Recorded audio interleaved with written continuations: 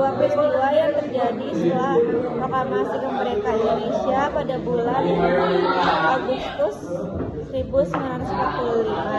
Yang pertama ada pembentukan pemerintahan Indonesia pada 18 Agustus 1945. Pada 18 Agustus 1945, Panitia Persiapan Kemerdekaan Indonesia (PPKI) mengesahkan Undang-Undang Dasar 1945, memilih presiden dan wakil presiden serta membentuk Komite Nasional Indonesia Pusat (KNIP).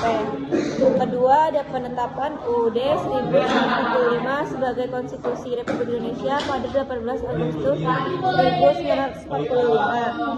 Undang-Undang Dasar 1945 ditetapkan sebagai Konstitusi Republik Indonesia pada 18 Agustus 1945 oleh Panitia Persiapan Kemerdekaan Indonesia (PPKI). Penetapan ini dilakukan dalam sidang pertama PPKI yang berlangsung di Gedung Pancasila. Yang ketiga, ada pembentukan Komite Nasional Indonesia Pusat (KNIP) pada 20 Agustus 1945. Komite Nasional Indonesia Pusat (KNIP) dibentuk pada 20 Agustus 1945. Dalam sidang ketiga Panitia Persiapan Kemerdekaan Indonesia (PPKI), KNIP dibentuk untuk membantu Presiden dalam menjalankan pemerintahan dan menggantikan PPKI sebagai lembaga legislatif.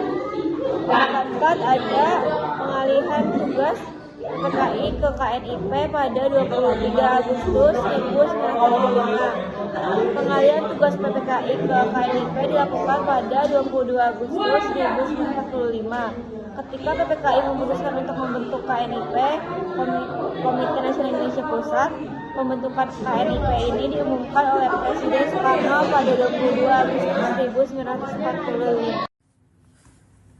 Berikutnya adalah beberapa peristiwa penting yang terjadi setelah proklamasi kemerdekaan Indonesia pada bulan September tahun 1945. Yang pertama yaitu penyebaran berita proklamasi. Setelah 17 Agustus tahun 1945, berita kemerdekaan belum tersebar luas. Maka sepanjang September, para pemuda dan tokoh nasionalis menyebarkan berita proklamasi ke seluruh Indonesia, yaitu baik melalui radio, pamflet, surat, maupun lisan. Yang kedua yaitu pembentukan pemerintahan Indonesia pada awal September tahun 1945. Presiden Soekarno dan Wakil Presiden Hatta mulai menyusun struktur pemerintahan Republik Indonesia, yaitu dibentuknya kementerian dan lembaga negara seperti Departemen Dalam Negeri, Departemen Luar Negeri, dan Departemen Pertahanan, dan lain sebagainya. Yang ketiga yaitu pembentukan Komite Nasional Indonesia Pusat atau yang disebut juga KNIP. KNIP ini juga diresmikan pada 29 Agustus tahun 1945. Namun, aktif menjalankan tugasnya pada bulan September.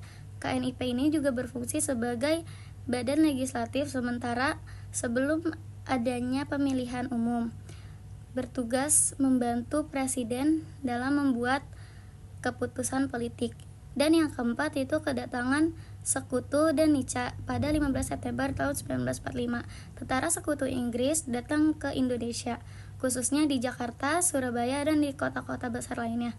Mereka juga membawa serta Nica Belanda yang ingin mengembalikan kekuasaan Hindia Belanda. Yaitu kedatangan ini menimbulkan konflik dan perlawanan rakyat karena dianggap mengancam kemerdekaan Indonesia. Perlawanan dan pengambilan. Lalu ada perlawanan dan pengambilalihan aset Jepang di berbagai kota. Rakyat dan pemuda mengambil alih kantor-kantor milik Jepang. Mereka juga menyita senjata dan membentuk laskar-laskar rakyat untuk mempertahankan kemerdekaannya. Yang terakhir yaitu lahirnya partai politik. Pada bulan ini, beberapa partai mulai bermunculan atau aktif kembali seperti Partai Nasional Indonesia atau yang disebut PNI, lalu Partai Sosial Indonesia, Masyumi, dan juga Partai Komunis Indonesia atau yang disebut PKI.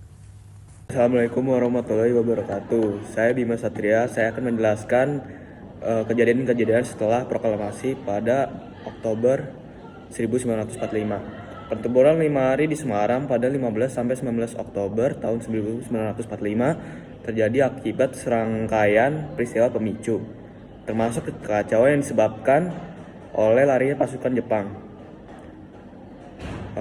Pembunuh Dr. Karyadi dan berita pencemaran air minum.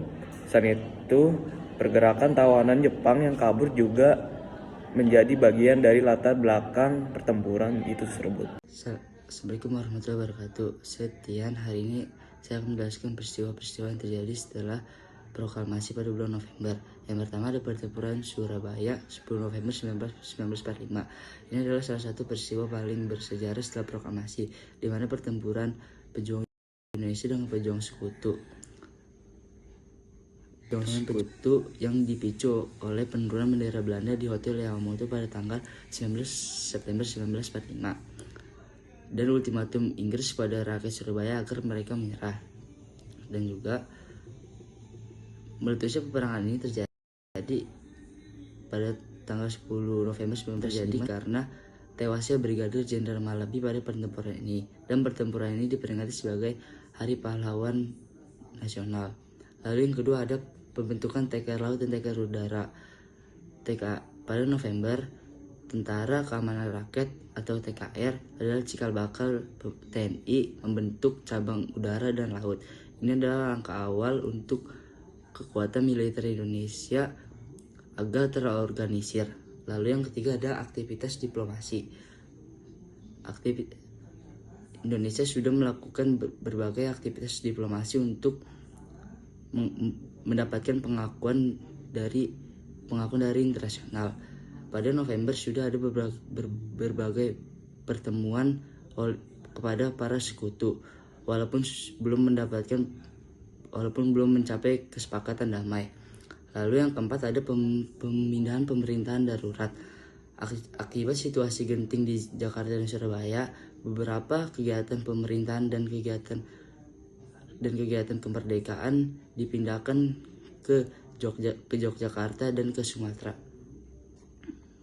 Yang pertama ada pertempuran Ambarawa pada 20 November sampai 15 Desember. Pertempuran ini terjadi antara kedua tentara Indonesia, TKR, dan pasukan sekutu Inggris dibocengi oleh Nika dari Belanda. Sekutu yang mencoba melucuti senjata tentara, dan Jepang membebaskan tawanan perang masuk kembali ke Indonesia. Puncak pertempuran terjadi pada 16 Desember 1945 yang sekarang diperingati sebagai Hari Infanteri. Jenderal Sudirman memimpin langsung serangan untuk merebut kembali Ambarawa dan berhasil memukul mundur pasukan sekutu